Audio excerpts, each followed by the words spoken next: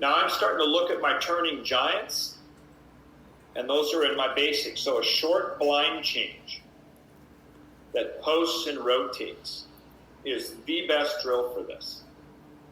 And as that gets good, they scoop and freeze more, and they can start to take it up. So again, I'm going to develop all my pirouetting on the floor before I spend a lot of time in the bar. This is my favorite drill for a blind change. Guys, a blind change is a crux skill. It's ultra important for these guys, because if they're going to be pirouette oriented and they're going for a deep pirouette before a release, the blind change has to be good. So she's just rolling back downhill, freezing slightly incurved, and then she's adding a quarter turn, a little hollow. They can do a ton of these, and then she turns it a little farther.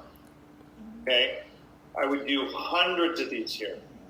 You'll notice the line on the mat. I'm going to run that back.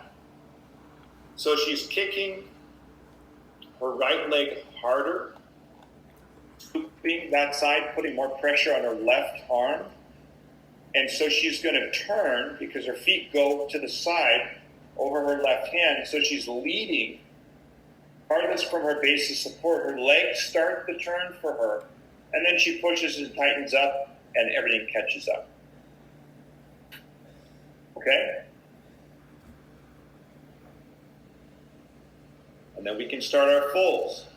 We can develop these. We should be doing this complex almost every day. Okay? So if you put a porta pit over, that is a high bar, but the kids have grips on. Make sure their grips aren't long enough they're going to catch. And she's just going to swing up and turn and actually stand on the mat, so she learns to move her legs first. Right? And I want a really strong bam on that second hand, because getting that second hand in hard and getting weight on it is going to be my full later on. And then she just stands on top of the mat. Swing turn is the best way to go, so they have to tap.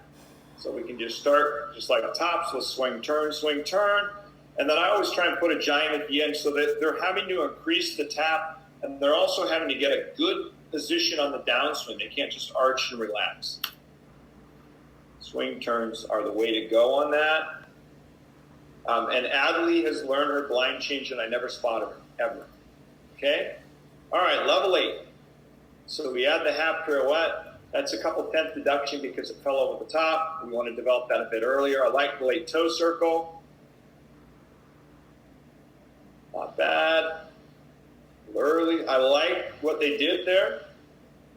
And you can see the kids, their flyaway shapes are getting a lot better at this level. I like the way she came to the top of the bar and then mixed the circle in, because it's going to make her push back. It's a good 10 minutes left, and there is a question. Right? If I would have put a circle or a pirouette before the other one, the first routine I showed, then that would have been a level 8 routine. It's very simple. Okay, so now I'm really starting to try and develop my circles. And you can see Kathy's really starting to load the bar. And see the extra energy on top? That's what I'm looking for. So she didn't do a circling release here, but this is when we started getting the idea of completely changing her routine. She used to be a pirouette-based athlete, so she used to do a full pirouette to a Tkachev or a pike Tkachev. And as her circle got better, she'd been a level 10 for 3 or 4 years. She'd gone to nationals numerous times. We completely revamped her routine. Now she's doing something different, and she's going to